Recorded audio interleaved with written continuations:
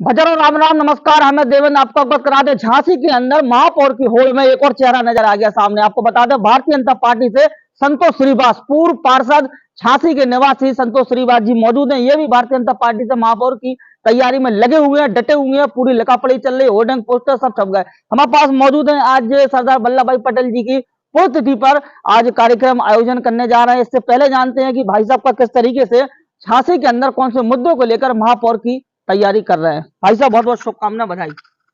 आपको भी सर। पहले तो पुण्यतिथि मना रहे हैं, आप कैसे का कार्यक्रम होगा? पुण्यतिथि में लौह पुरुष हमारे सरदार वल्लभ भाई पटेल जी के लिए उनके चरणों में नमन, उनको वंदन।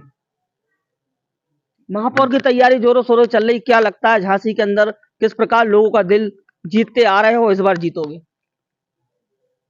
वो तो लोगों का दिल की बात पता करके उसको पूरा करके ही लोगों का दिल जीत सकते हैं। अगर अपने दिल से कोई काम करेंगे तो उसमें दिल जीतने का संभावना कम है, लेकिन अगर लोगों के दिल की बात पता चलेगी और उसको पूरा करेंगे तो उनका दिल संभव जीत ही लेंगे। कौन सा सन में आप सभासद थे? 2006 में मैं सभासद बना हूँ और 2012 तक रहे। पार्टी में कब से जुड़े आप?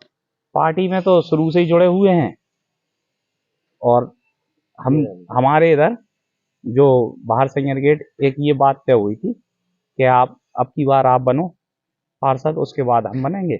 तो उसके दूसरे का नंबर आ गया, उसके बाद हम चुनाव नहीं लड़े। उन लोगों को युवा को क्या है, मौका मिलना चाहिए जी। इसलिए एक बार पार्षद रह के दूसरी बार चुनाव लड़ने की कोशिश ही नहीं की। मेयर का क्या मुद्दे हैं आपके? मेयर का मुद्दे जो हमारे प्रधानमंत्री जी हैं, योगी जी हैं, इनकी जो भी योजनाएं हैं वो सारी बहुत सॉलिड योजनाएं हैं। उनको पूरा करने की और कोशिश करेंगे। वैसे तो उनके लिए पूरा काम हमारे पूर्व महापौर जी ने पूरा किया है। जो कुछ गतिविधि रह गई हुई उसके लिए पूरा भरपूर प्रयास किया जाएगा कि उनको पूर्ण किया जाए। और ये बताइए, जिस तरीके से मेहनत कर रहे हो, बाढ़ में जाने लगे, झांसी के अंदर भ्रमण होने लगा आपको? नहीं, अभी भ्रमण नहीं, जब तक इसमें पार्टी अभी भ्रमण करने का कोई औचित्य नहीं है। जब पार्टी हम पे विश्वास जताएगी उसके बाद हम पार्टी बाढ़ में जाने लगेंगे। पार्टी हमसे कहेगी कि आपके लिए आदेश है तो हम बिल्कुल बाढ़ में जाएंगे, सब जगह जाके अपना ही प्रयास करेंगे, जो हो जाएगा। संतोष जी के पास थोड़ी देर में फिर आते हैं। सर जी, क्या कहना है आपका? आपके पास प्रत्याशी के रूप में संतोष श्रीवास जी मैदान में। संतोष श्रीवास एक प्रत्याशी ही नहीं है, ये पिछले काफी वर्षों से आमजन की डायरेक्ट और इनडायरेक्ट वे में मदद करते आ रहे हैं। इनको रही भाजपा की बात, तो भाजपा के लिए तो हमेशा से ये मेहनत कर रहे हैं और छोटे से छोटे, बड़े से बड़े जो भी जिम्मेदारियां इन्हें डायरेक्ट इनडायरेक्ट वे में मिलती हैं उसको ये पूर्ण करते हैं। कोई भी चाहे गरीब हो चाहे अमीर हो, उसके हर सुख दुख में हर तरीके से साथ देते हैं।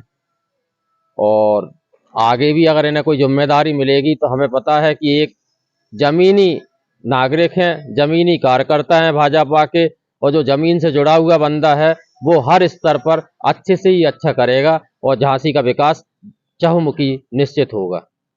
आपका क्या कहना है भैया श्रीवास जी के लिए? भैया संतोष श्रीवास जी वो हैं जो शायद का नाम है आदर्श समाज जो काम करती है उससे बेहतर और उससे बेहतर काम करते हैं। हमारे समाज के लिए उन्होंने बहुत योगदान दिया, बहुत अभी तक करते हुए आ रहे हैं। कहीं भी कोई भी अगर प्रॉब्लम होती है, किसी को दिक्कत होती है, आज तक उन्होंने संभव मदद ही की है, समाज के लिए भी, अदर समाज के लिए। संतोष भाई साहब, एक अंतिम सवाल कर वो चाह रहा, थोड़ा नजदीक आ जाए। जी है, जी है। जिस तरीके से पार्टी आप पर भरोसा कर रही है, अगर मान के चलो 1% अगर और किसी व्यक्ति को टिकट देने का काम किया, कि आप निर्दलीय चुनाव लड़ सकते हो?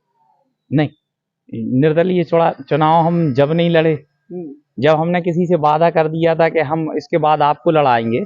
निर्दलीय का कोई नहीं, पार्टी अगर देगी तो चुनाव लड़ेंगे, पार्टी नहीं देगी तो पार्टी का जो भी आदेश होगा वो सर्वोपरि। ये थे भैया संतोष श्रीवास जी, महापौर प्रत्याशी भारतीय जनता पार्टी के संभावित प्रत्याशी के रूप में दावेदारी कर रहे हैं। अब देखने वाली बात है कि भारतीय जनता पार्टी किस पर दांव खेलेगी। झांसी नगर से कौन सा चेहरा होगा झांसी के अंदर जो प्रत्याशी के रूप में देखने को मिलेगा और झांसी नगर को चमकाने का काम करेगा। बहुत बहुत शुभकामनाएं भाई साहब, बहुत बहुत धन्यवाद। जयराम जी की।